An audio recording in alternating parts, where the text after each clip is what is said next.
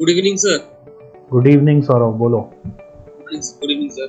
Sir मेरा कोई sir particular concept पे डाउट नहीं था सर। मेरा डाउट था कि जब मैं कॉस्ट अकाउंटिंग का जब सब सम करता हूँ अकाउंटिंग का, उसमें सर मैं जो ट्रिक्स वगैरह उसको मैं कैच नहीं कर पाता हूँ। सम के डाटा को मैं एनालाइज नहीं कर पाता हूँ मोस्टली। क्या कारण है उसका?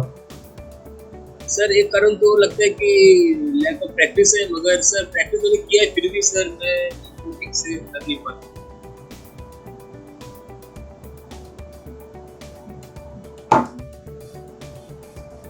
Sir specially in the chapters of budget and budgetary control और स्टैंडर्ड कॉस्टिंग के जो एडवांस वाला चैप्टर उसमें सर मेनली कहीं ना कहीं कंसेप्ट में प्रॉब्लम हो रहा है थोड़ा सा। तब आप जब क्लास में कंसेप्ट कर रहे हैं ना, तो कंसेप्ट सारे याद हैं कि नहीं वो देखना पड़ता है।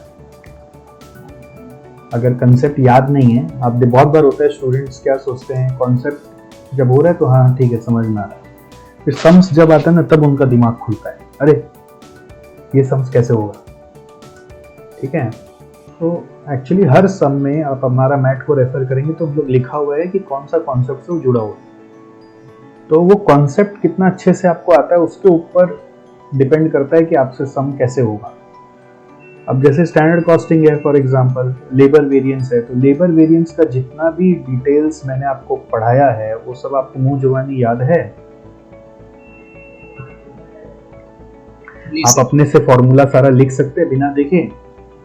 आपको फ्लो सिखाया था क्लास में कि एनालिसिस ऑफ डेटा करो, फिर कॉस्ट कार्ड बनाओ, फिर वेरिएंस निकालो। उसमें फिर स्पेशल एडजस्टमेंट्स आते हैं आइडल टाइम के, स्टैंडर्ड आवर्स प्रोड्यूस्ड के, फिर वो मिक्स और यील्ड वेरिएंस के। तो वो सब आपको याद नहीं होगा ना तो आप सम्स नहीं कर पाओगे।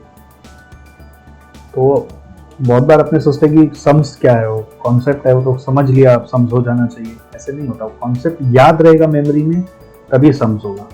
तो सम्स देख के आपको रिलेट होगा माइंड में कि अच्छा ये वाला कॉन्सेप्ट सही है। माइंड में नॉलेज बैंक में स्टोर करना पड़ेगा उसको। आपको रिवीजन बुक मिला होगा हम लोग की तरफ से। सर रिवीजन बुक के मतलब एक ही बुक मिला है सर, वो जो स्टडी मैट जो मिलता है वही मिला है और कोई एक्स्ट्रा कुछ नहीं मिला। कौन सा? आप ग्रुप 2 पढ़ रहे हैं क्या? हाँ सर, ग्रुप 2 इंटर 2 का। आप एसजेसी का यूट्यूब चैनल में जाएंगे ना तो उधर रिवीजन कोर्स है हर सब्जेक्ट का। कॉस्ट ग्रुप 2 का भी है, एफएम का भी है, ठीक है, ओएम का भी है, एसएम का मैराथन है।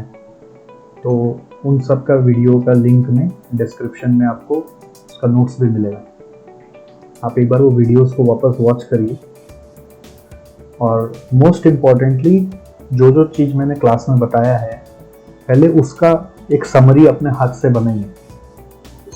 वो समरी जब हाथ से बनेगा तो आपको पता चलेगा कि हाँ हाँ इतना सारा बात है। और कुछ कुछ समरी वैसा भी होता है जो आपका क्वेश्चन से निकल के आएगा। कुछ क्वेश्चन में ट्रिक था तो उस ट्रिक का भी समरी बना लीजिए। जब उतना सारा चीज रेडी हो जाता है तो most of the question solve हो जाता है आपसे। कुछ कुछ फिर एक दो और भी यूनिक क्वेश्चन आ सकता है, but most of the trick वहीं पे सॉल्व हो जाता है। सर मेनली सर एफएम और ओएम का जो दो सब्जेक्ट है और सब्जेक्ट में जो आपसे लिया है इसमें तो सर मतलब 1% भी सर डाउट नहीं है मेरे को। मतलब जो कंसेप्ट आपने जो क्लास में सिखा दिया है इतना अच्छा रिटेन है कि मैं एक बार जब सम देखता हूँ उसी में मैं सम सॉल्व कर देता हूँ। तो रिटेंशन नहीं हुआ। दो चैप्टर जो आप बोल रहे हैं ना बजट और स्टैंडर्ड में रिटेंशन नहीं हुआ होगा। तो उसको थोड़ा सा पहले कॉन्सेप्ट को बैठ के ना थोड़ा सा ध्यान से माथा में सेट करो। जैसे जितना अच्छा से आपको एफएम आता है उसी तरह से उस लेवल पे उसका कॉन्सेप्ट को लेके आओ, फिर सम्स को अप्रोच करो। अच्छा सर, पहले तो सर आपका जो रिवीजन वीडियो वगैरह वो मैं YouTube पे पहले देख लेता हूँ। हाँ। उसके बाद फिर मैं उसको फिर से रिवाइज करना शुरू करता हूँ। हाथ से समरी बना लेना, ठीक है। चलो, all the best. Thank you sir.